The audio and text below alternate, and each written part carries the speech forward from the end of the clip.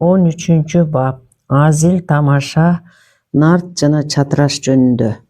Билип ал уулум, айтылган эмеспи? Азил жамандыкка жол. Башкача айтканда, азил түрдүү жамандыктын жемканасы. Колуңдан келсе, эпсиз тамаша кылгандан сактан. Эгер көңүлүң каалап турса да, мас абалыңда эмес, соо кезиңде тамашалаш. Болбосо зыян тартып, жамандыкка кабыласың. Такмаса азилден жана орой сөздөн мас жана соо кезиңде өзгөчө нарт жана чатыраш ойноп жатканда уял. Себеби бул эки оюн үстүндө адамдар тез чычаланып, азилди жакшы көтөрүшпөйт. Нарт менен чатырашты көп ойногонго көнбө, ойносоң да сейрек ойно жана байгеге куш же кочкор сайып, болбосо сый тамакка же кандайдыр бир арзыбаган буюмга ойно. Карызга жана акчага ойнобо. Акчага ойногон тарбия жоктук жана кумар болот. Эгер жакшы ойногонду билсең, ошондо да кумарпоз катары аты таанылган адам менен ойнобо. Анткени өзүң да кумарпоз деген атка коносуң. Непадам ойночу болсоң да, өзүңө караганда таанымал жана кадыр барктуу адамдар менен ойно. Нарт жана чатыраш оюндарында адептүүлүктүн эрежеси бар. Таш бөлгөндө биринчи болуп колуңду сунба. Адегенде атаандашың эмне каалаганын тандап алсын. Эгерде нарт ойночу болсоң, сөөктү оолу атаандашыңа бер. Чатырашта да биринчи жүрүштө атаандашыңа бер. Түрктөр, бузуку малайлар, аялдар жана балдар, ошондой эле мүнөзү катуу адамдар менен карызга ойнобо. Болбосо чатак чыгат. Упай үчүн атаандашың менен талашып тартышпа. Сен мынча упайга ыргыттың деп, сөзүң туура болгондо да касам ичпе. Баары бир адамдар калп дешип ишенишпейт.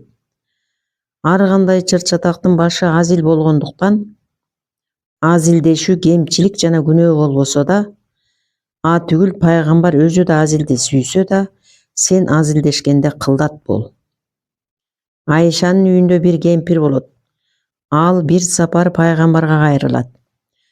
О Алланын жарчысы, менин жүзүм бейиштеги адамдын жүзүнө окшойбу, же тозоктогу адамдын жүзүндөйбү? Башкача айтканда, кемпир бейишке киремби же тозоккобу деп сурайт. Алланын элчиси тамаша сүйлөсө дагы чындыкты гана сүйлөгөнү белгилүү. Ошондо пайгамбар тамашага салып кемпирге: "О дүйнөдө бир да аял бейишке кирбейт" десе, бечара кайгыргандан ыйлап жиберет. Анда Алланын өкүлү күлүп айткан экен: "Ыйлабаңыз, менин сөздөрүм сиздин ниетиңизге каршы эмес го. Кары картаңдар бейиште болбойт деп мен чындыкты айттым. Анткени акыретте бардык адамдар кабырлардан жаш болуп турушат." Кемпир бул сөзгө аябай ыраазы болот. Тамаша сөз айтып азилдешүү мүмкүн, бирок богооздук кылба. Анткени уят сөз тилиңе чалышып турса да, сейрек жана өтө зарыл болгондо гана айт. Ошондо дагы өз теңтуштарыңа айт. Уят сөзгө алар жооп берсе, кусуру тийбейт. Бирок ар кандай куйкун сөздү орчундуу сөзгө жуурултуп айт жана кары ооз сөздөн кач.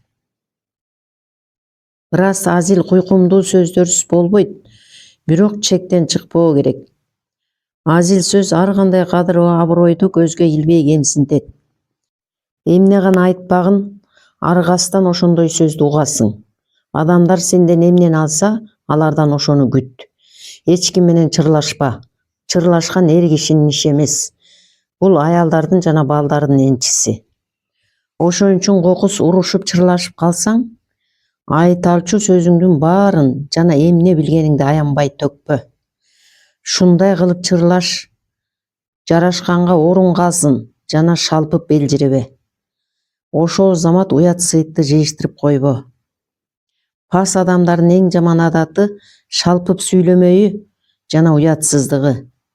Каада салттын эң жакшысы жупунулук Кудайдын мээрими. Ага эч ким суктанбайт эмеспи? Ар бир сөзүңдө "Эй, эркек" деп айтпа. Себеби негизсиз эле "Эй, эркек" дей берген киши эр азаматтын кайратын качырат. Шарап ичүү, тамашалоо жана махабатка мас болуу — мунун баары жаштар үчүн өнөр. Эгер сен ар иштин ченин сактай билсең, жумушуңду адамдар көп сындабагандай кылып өткөрсөң болот. Шарап ичүү, азилдешүү, нарт жана чатыраш жөнүндө анча-мынча кеп кылгандан кийин махабатын айтып түшүндүрүү, сүйүүнүн шарты жана Алланын ырайымы тууралуу да сөз кылбаганга арга жок эми.